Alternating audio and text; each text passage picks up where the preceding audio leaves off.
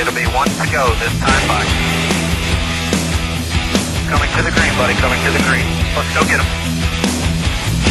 Go, go, go. Dig, dig, dig. Go, go, go, go. Get your motor running.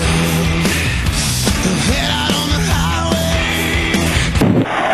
highway. Now joined in the interview room by tonight's third place finisher, driver the number 32 ABF Freight Seymour Toyota, Brian Vickers. Brian, tell us about your run.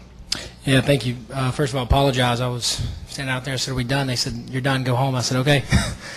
So here we are. But anyway, it was a good run, not a great run. Obviously, still chasing that elusive victory. The first run of the race, starting 11th, hurt us a little bit.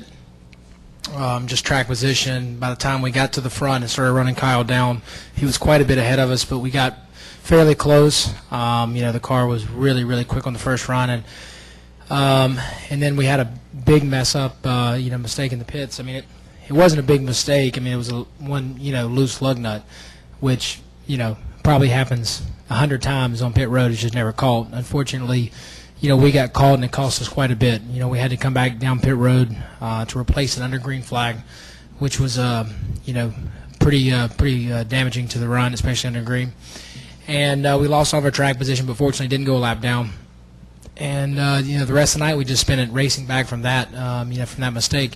We fought traffic all night, being back in traffic again, freed the car up to get through the traffic. Then when we got to the front, we were too loose, tightened the car back up, was really good, and then the race was over.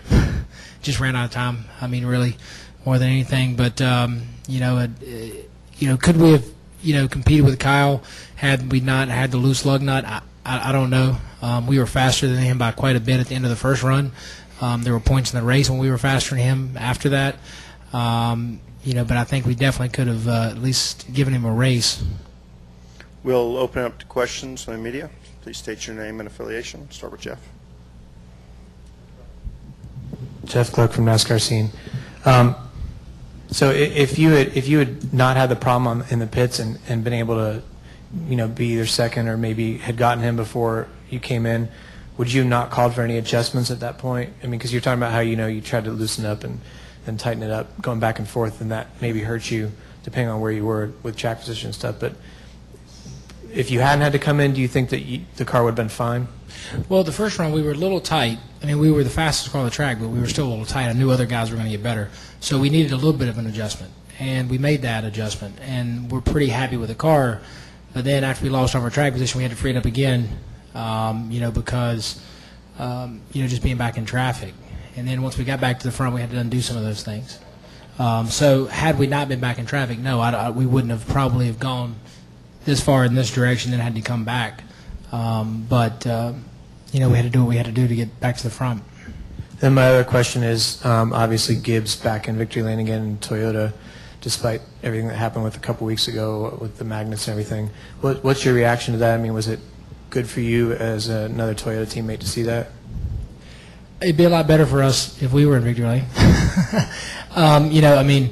Obviously those guys, that team, and Kyle done a great job, but the Gibbs teams are strong right now. This is their season, 2 years ago it was the Hendrick teams, and now it's the Gibbs teams, whether it's nationwide or in the Cup Series, and they're really strong. Whoever gets in the car, they're fast, and they're fast cars. And obviously, what happened in Michigan, I'm sure it wasn't something they wanted to happen, but it's still a strong team. It's not one individual. Just because, just like we've seen on the 48 team when Chad gets suspended, that's happened a lot.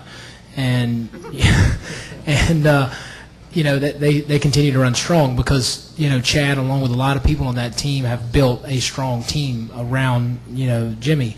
And I think I personally see the same thing at Gibbs right now. You can put a plate on them. You can take people in and out here and there, but inevitably it's still they have the whole package. The Toyotas.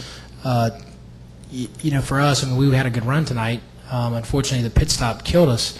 And it was good to run good, but we wanted to not lose 13 spots on a green flag stop and be able to challenge for the win. But unfortunately, we just ran out of time. Anything further for Brian? Brian, thank you. Congratulations. Thanks.